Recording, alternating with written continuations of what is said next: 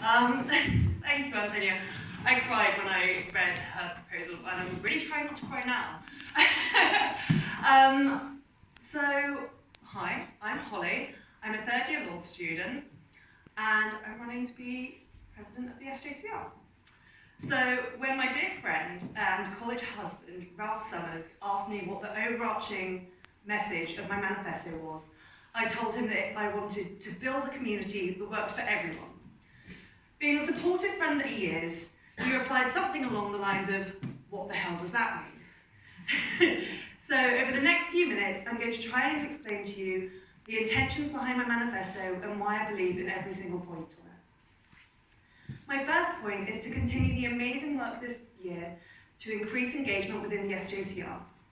Turnout for this election is likely to be around 60% of the membership electorate, and there's only a handful of those members who are here tonight, and an even smaller handful who engage on a deeper level in the SJCR regularly.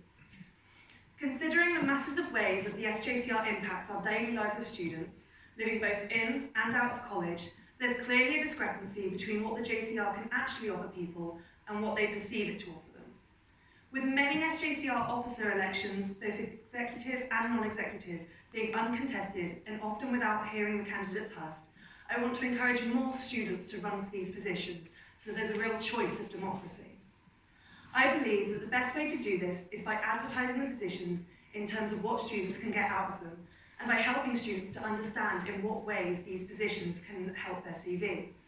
I know I've personally gained so many skills and so much experience that I can call on in an interview, and I think it's a shame that this isn't carried out throughout the whole membership.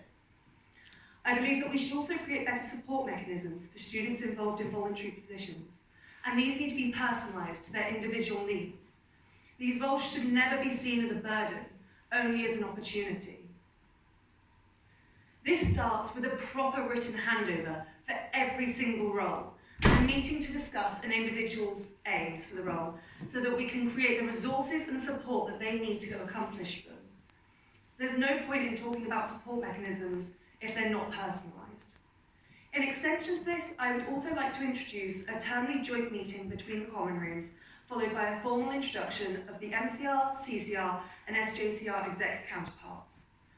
One of the largest frictions between the common rooms is communication, and this really needs to be addressed. At the start of my time as social sec, I met with Vicky, the Cranmer Social Events Committee chair, and it shocked me to find out that she'd never been told we have a whole cellar full of decorations and events equipment.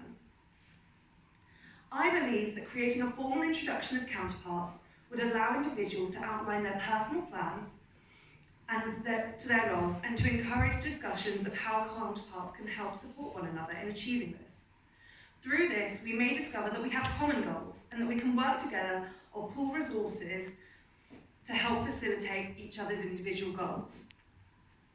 My second manifesto point is to support students in finding a voice to make the changes that matter to them. Sadly, being a student doesn't always leave us with as much time as we would like to fight for these changes. So it's important that the student voice is heard, and even more important that it's listened to.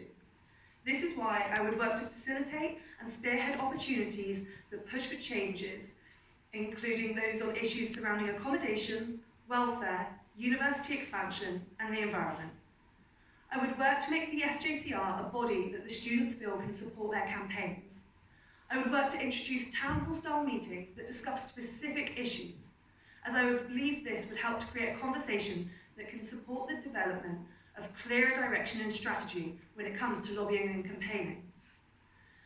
I would work together with other colleges and student bodies to support campaigns such as the Ripped Off campaign, to develop a direct approach to lobbying estate agents to release houses later, and to dispel the first year panic of signing on houses. My next manifesto point focuses on issues affecting international students.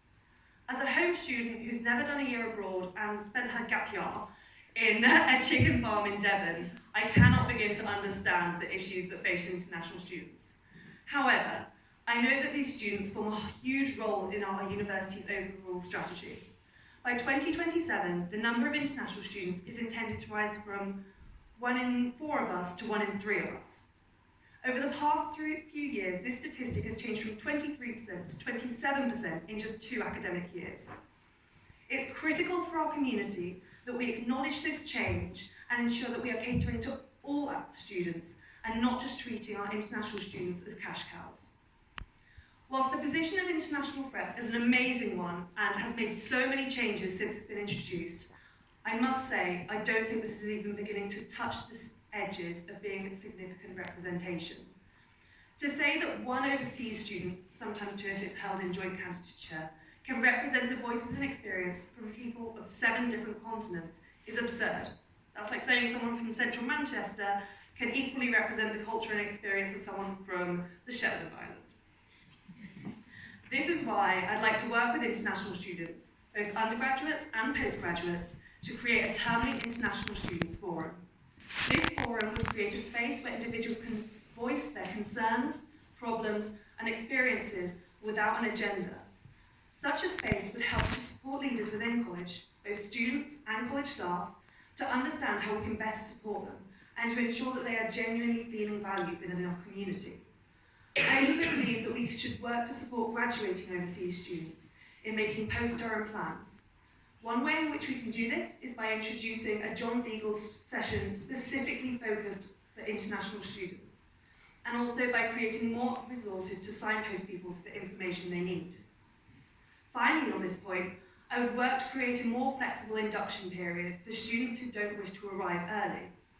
Whilst this presents its own challenges, I believe this can be achieved by offering increased remote support on topics such as visas, banking, and what to expect when settling in. We can also support this change and alleviate isolation by creating events throughout Freshers Week that are open for all, but distinguished as being particularly helpful for international students. Finally, if elected as SJCR President, I would work to encourage greater engagement in the North East. This is an aim that is incredibly close to my heart, and whilst perhaps not a priority for most voters, something that I truly believe is beneficial to everyone. Our common room and college operate on so many different levels that it simply wouldn't function without the wider community that the North East offers us. There is so much that students can both give and get out of their time studying here, and it's important that we appreciate our community and continue to contribute to it for the future Johnians. I believe that we should work to encourage better student-staff relationships, perhaps through a staff takeover of social media, and aim to be the college that leads by example when it comes to engaging in the North East and in fostering better community relationships. I would also love to engage people in the North East by showing them what an amazing part of the world they're currently living and studying in. This could be done through termly day trips to places such as Barnard Castle, the East Coast, or the Tanfield Railway, which I'm sure most of you have never heard of, but they're amazing places. So that's more or less the rundown of my manifesto, so I just want to leave you with this. At the Open Days in March last year, I saw the new college video for the first time in front of a hall of prospective students, and I started crying. Now, whilst Alex McNabb's editing skills are exceptional, and I may have a reputation for getting over-emotional and nostalgic, I prefer to think that this was a testimony to my love of John's and what it means to me. This college, the common room, and the people within it have shaped my time here. I can honestly say I found a home here. Finding a home in John's means lots of different things to different people. For me, it was finding a space where I could be myself and thrive as a person. For other people, it may be a place where they academically thrive. Or find a community of like-minded people with unique lifestyles. Whatever home means to you, my hope as president would be that we help to build a community that will support you in finding it.